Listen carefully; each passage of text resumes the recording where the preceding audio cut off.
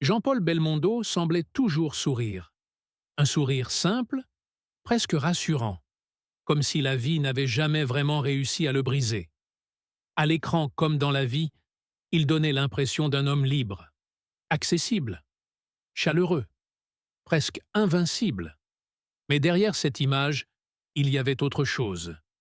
Quelque chose de plus discret, de plus difficile à saisir. Car la joie de Belmondo n'était pas seulement naturelle.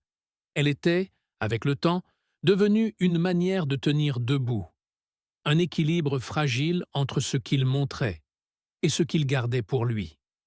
Et dans ces dernières années, cette différence est devenue plus visible, plus silencieuse aussi, moins de mouvement, moins de bruit, mais peut-être plus de vérité.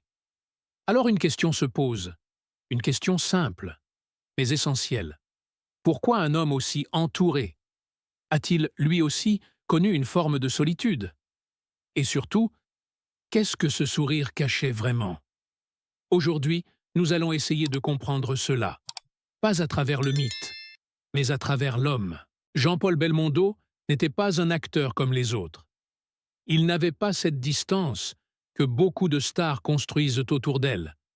Au contraire, il donnait l'impression d'être proche, proche dans son regard, proche dans sa manière de parler, proche même dans ses silences. Le public ne le regardait pas seulement. Il avait le sentiment de le connaître. Et c'est peut-être là que tout commence. Car Belmondo ne cherchait pas à être admiré. Il cherchait à être aimé. Il y avait chez lui quelque chose de direct, sans filtre, sans stratégie apparente. Un homme qui riait facilement, qui se montrait sans détour, qui semblait accepter la vie telle qu'elle venait. Mais cette proximité avait un prix. Contrairement à d'autres, il ne se protégeait pas vraiment. Il ne créait pas cette barrière invisible entre lui et les autres. Et avec le temps, cela change tout. Parce que plus on est accessible, plus on devient exposé, plus on donne, plus on peut être atteint. Et derrière cette chaleur que tout le monde percevait, il y avait déjà une forme de fragilité. Une fragilité que peu de gens voyaient. Ou peut-être que peu de gens voulaient voir. Car il est toujours plus simple de croire à un sourire que d'en questionner la vérité. Jean-Paul Belmondo s'est imposé dans le cinéma français d'une manière presque opposée à celle des grands mythes plus froids et plus lointains. Ce que l'on retient souvent, c'est son énergie, son naturel. Cette manière d'entrer dans une scène comme s'il y appartenait déjà depuis toujours. Il ne cherchait pas à impressionner. Il ne cherchait pas à construire une image inaccessible. Il semblait simplement vivre. Et c'est précisément ce qui a tant touché le public. Belmondo donnait l'impression d'un homme en mouvement. Un homme libre dans son corps, libre dans son ton, libre dans sa présence. Même lorsqu'il jouait, il gardait quelque chose de spontané, presque indiscipliné, qui le rendait profondément humain. Avec le recul, on comprend que cette spontanéité était l'une de ses plus grandes forces. Là où d'autres fascinaient par leur mystère, lui séduisait par son évidence. Il paraissait proche parce qu'il ne se cachait pas derrière une perfection glacée. Mais cette manière d'être au monde contient aussi une vulnérabilité, car lorsqu'on ne se protège pas par la distance, on reçoit tout plus directement. Le regard des autres, les attentes, l'amour, la déception aussi. Belmondo semble avoir porté en lui cette ouverture presque permanente, une capacité à aller vers les autres, à donner une part de lui-même, à transformer la simplicité en charisme. C'est ce qui le rend si différent. Et c'est aussi ce qui rend son parcours plus touchant encore. Parce qu'un homme qui vit dans l'élan, dans le mouvement, dans le rapport direct aux autres, peut être profondément atteint lorsque ce mouvement ralentit, lorsque le corps change, lorsque le monde se rétrécit. Autrement dit, Belmondo n'était pas seulement fort parce qu'il avançait. Il était aussi exposé parce qu'il avançait sans armure. Et peut-être que c'est là, déjà, que se prépare la suite de son histoire. Car chez lui, la joie n'est pas un masque vide, elle est réelle. Mais elle n'empêche pas la fragilité. Elle la recouvre parfois, elle la rend moins visible, sans jamais l'effacer complètement. Le succès de Jean-Paul Belmondo a été immense. Populaire, aimé, immédiatement identifiable, il a occupé une place rare dans l'imaginaire français. Ce que l'on retient souvent, c'est l'évidence de cette réussite. Comme si tout avait été simple. Comme si son charme, son énergie et son naturel avaient suffi à porter toute une carrière sans heurts intérieurs. Mais ce que l'on oublie, c'est qu'un succès de cette ampleur n'efface pas la vulnérabilité. Il peut même, parfois, la rendre plus difficile à vivre. Chez Belmondo, il n'y a pas cette distance protectrice que l'on retrouve chez certaines grandes figures. Il ne semble pas avoir construit autour de lui une forteresse psychologique. Il reste proche, ouvert, accessible. Et c'est précisément cela qui rend son parcours si particulier. Parce qu'un homme aimé par tous peut donner l'impression d'être à l'abri. Pourtant, plus une personnalité se rend disponible au regard des autres, plus elle devient sensible à ce que ce regard implique.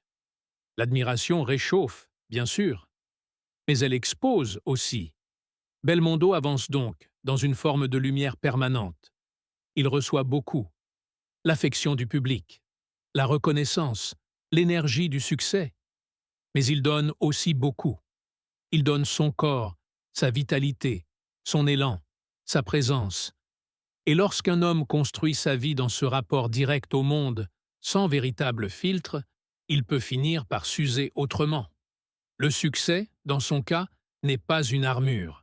C'est presque un prolongement de sa générosité. Or, la générosité a un prix lorsqu'elle dure des années. Elle demande une énergie constante, une capacité à se tenir disponible, à continuer d'offrir quelque chose de vivant même lorsque l'intérieur se fatigue. Avec le recul, on comprend que Belmondo a sans doute incarné une forme de vitalité française presque idéale. Le panache, la liberté, le mouvement, la joie simple. Mais plus une image publique est lumineuse, plus il devient difficile d'admettre ce qu'elle peut cacher de fatigue ou de fragilité. Le public aime l'homme joyeux. Il aime l'élan. Il aime la force. Il voit moins facilement ce qui s'effrite. Et c'est là que réside le paradoxe. Belmondo n'est pas enfermé par une image froide, comme d'autres peuvent l'être. Il est enfermé, d'une certaine manière, par une image heureuse, par cette figure d'homme fort, chaleureux, toujours debout, toujours prêt à sourire. Mais peut-on passer toute une vie à incarner l'énergie sans payer un prix intérieur? La question devient essentielle. Car plus l'on avance dans son parcours, plus l'on sent que cette joie n'est pas seulement un trait de caractère. Elle devient aussi une manière de continuer, une manière de tenir le lien avec le monde. Et quand un homme de cette nature se trouve confronté à une rupture profonde, ce n'est pas seulement son confort qui vacille, c'est toute sa manière d'exister. Autrement dit, chez Belmondo, le succès ne protège pas du choc à venir.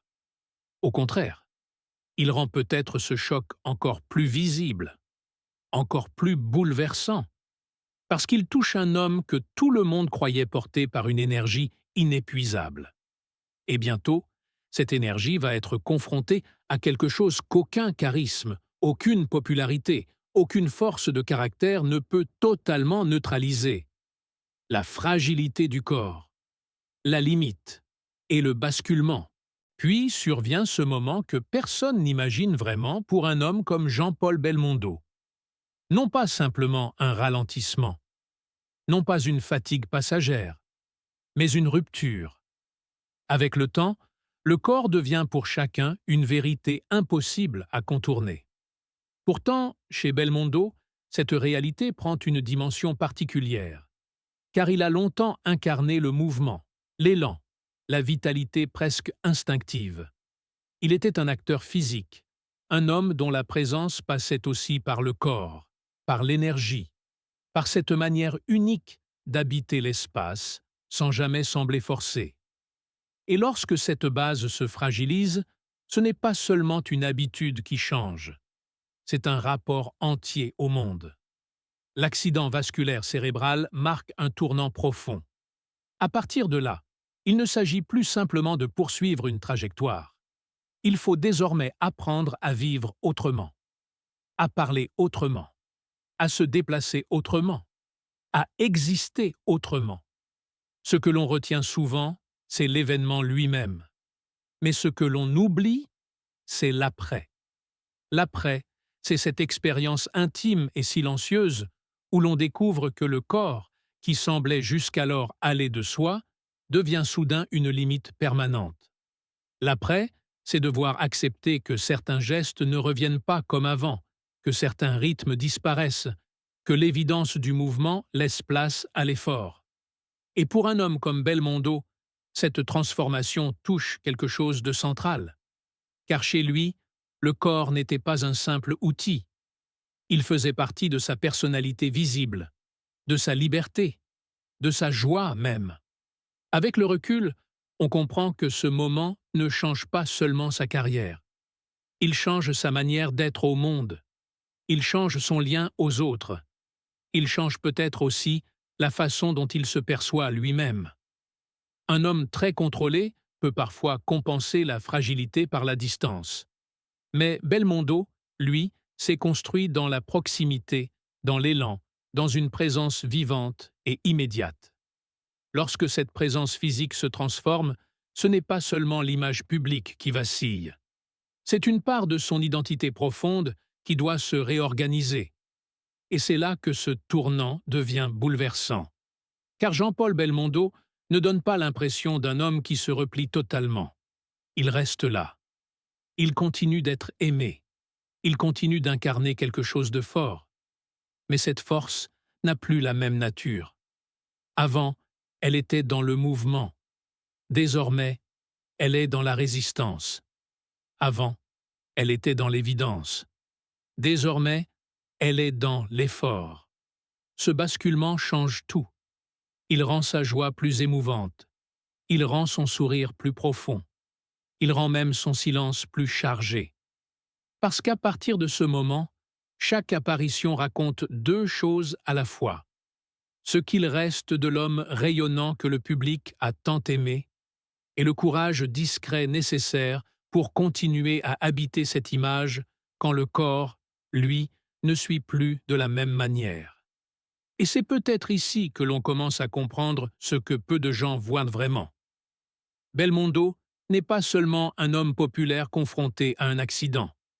Il est un homme dont toute la manière d'exister doit soudain composer avec la limite.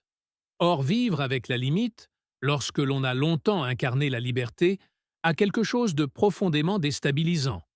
Ce n'est pas seulement une épreuve physique, c'est une épreuve identitaire. Qui est-on lorsque ce qui semblait le plus naturel en soi devient effort? Comment rester fidèle à son élan intérieur lorsque le corps impose un autre rythme? Et surtout, comment continuer à donner de la joie lorsque l'on doit d'abord apprendre à tenir? C'est dans cette zone-là que le parcours de Belmondo devient particulièrement fort. Parce qu'il ne s'agit plus seulement de cinéma, il s'agit d'une lutte plus intime, d'un homme confronté à la réduction de son propre champ d'action, mais qui refuse de laisser cette réduction effacer ce qu'il est. Et cette fidélité à lui-même, dans la transformation, dans la fragilité, dans la limite, prépare l'une des dimensions les plus touchantes de ces dernières années. Une joie qui ne disparaît pas, mais qui n'est plus gratuite.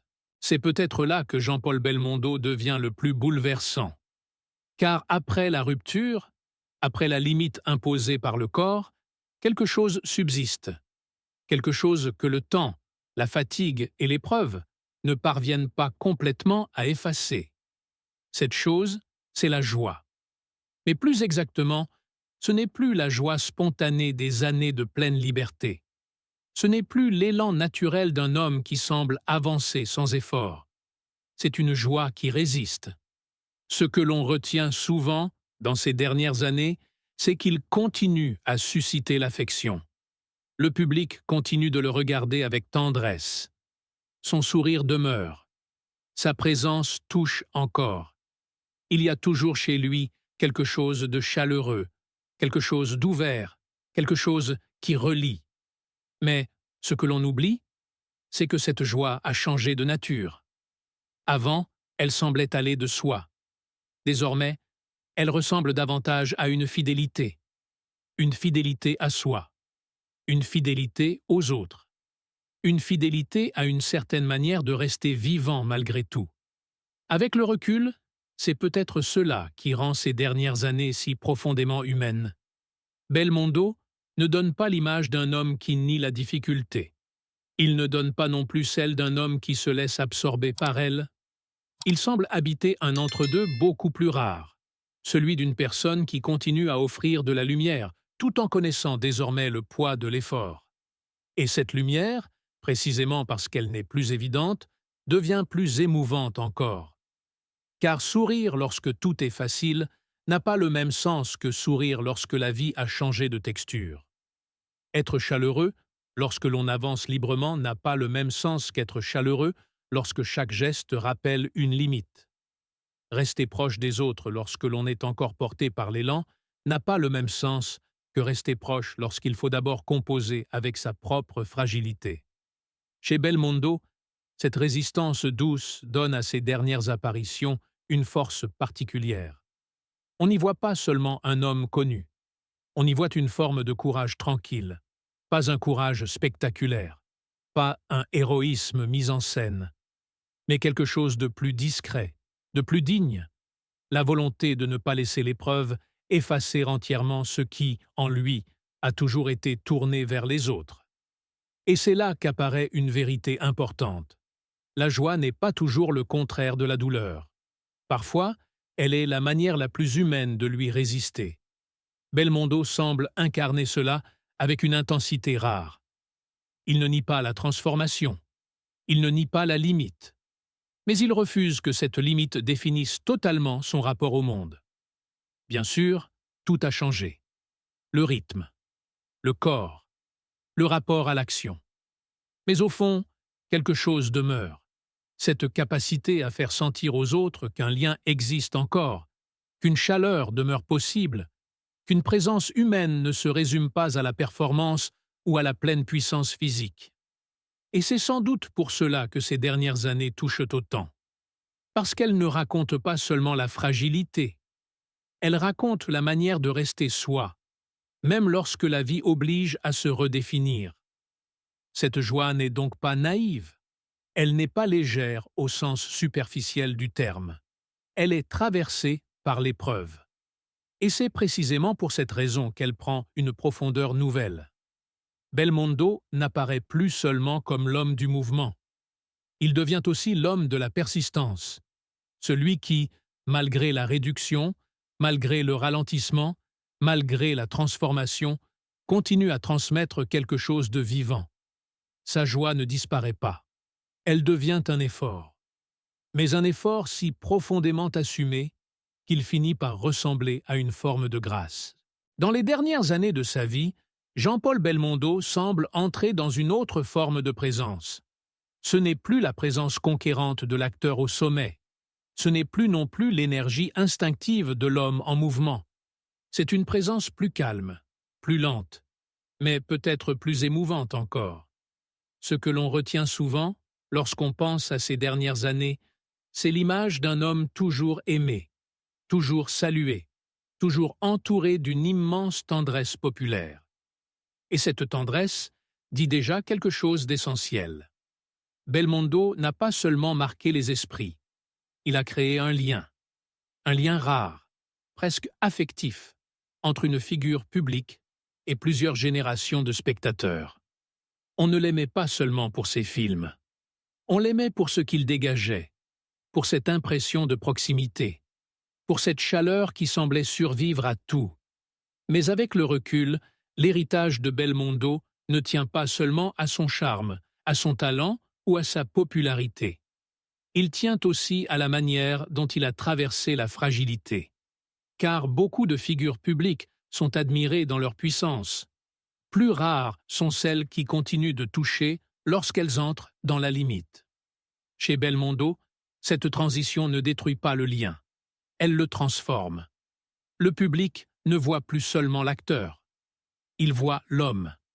Un homme qui n'a plus le même corps, plus le même rythme, mais qui conserve quelque chose de profondément intact, une qualité de présence humaine que l'épreuve n'a pas effacée. Et c'est là que son histoire prend une portée plus universelle. Belmondo ne représente pas seulement la réussite, le cinéma, la célébrité, le panache ou le sourire. Il représente aussi la possibilité de rester fidèle à une certaine douceur, malgré les transformations imposées par la vie. Ce que l'on découvre alors, au-delà du mythe, c'est une forme de courage très particulière. Pas le courage spectaculaire, pas celui que l'on brandit, mais le courage de continuer à être tourné vers les autres lorsque l'on doit déjà lutter pour garder son propre équilibre. Avec le recul, on comprend que sa joie n'était pas superficielle. Elle était profonde, elle était presque morale. Elle relevait d'une manière d'être au monde, d'un refus discret de se refermer totalement, d'une fidélité à ce qui, en lui, avait toujours cherché le contact, le lien, la circulation vivante entre soi et les autres. Et c'est sans doute pour cela que ces dernières années suscitent une émotion si particulière. On n'y voit pas seulement un homme diminué par l'épreuve. On y voit un homme qui continue, malgré tout, à transmettre quelque chose de lumineux. Cette lumière n'a plus l'éclat insolent de la jeunesse. Elle n'a plus la force physique du passé. Mais elle a gagné autre chose, une gravité douce, une densité, une vérité. Peut-être que Jean-Paul Belmondo n'a jamais été seulement un homme joyeux. Peut-être qu'il était, plus profondément encore, un homme capable de protéger en lui une part de chaleur, même lorsque la vie devenait plus dure.